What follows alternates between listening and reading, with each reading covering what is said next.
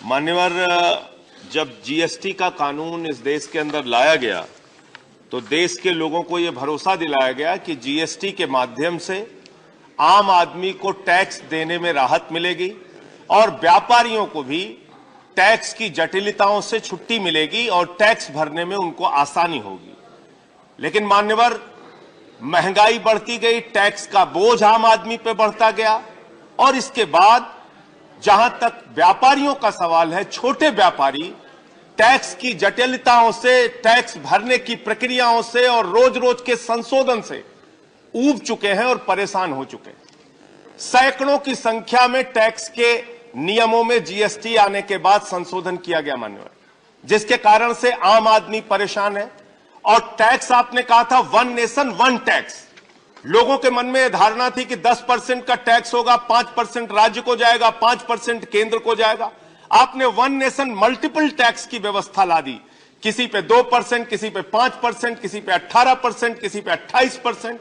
और इतने टैक्स लादने के कारण पेट्रोल महंगा, डीजल महंगा, दूध महंगा, छाछ महंगा, सरसों का तेल महंगा, आम आदमी की जिंदगी की हर एक चीज, गरीब की थाली महंगी कर दी मान्यवर।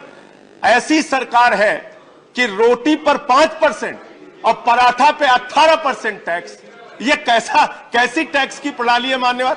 और मैं आपके माध्यम से सरकार का ध्यान एक अति महत्वपूर्ण विषय पे दिलाना चाहता हूं मान्यवर।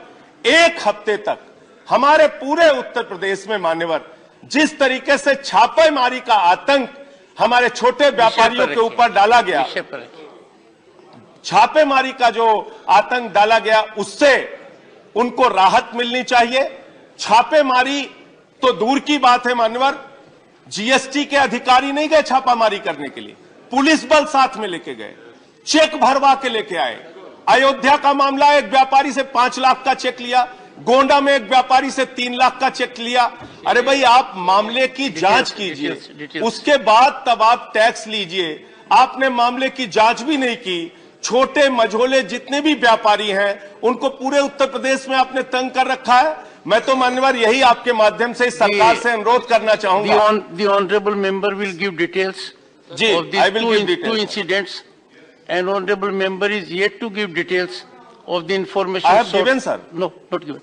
Check up. I have given. Give the details also, sir. And please conclude. हाँ, concluding, sir. 30 seconds. So, sir, ये टैक्स की जो प्रणाली उत्तर प्रदेश में लागू करके व्यापारियों को जो परेशान किया जा रहा है, इस पर रोक लगनी चाहिए।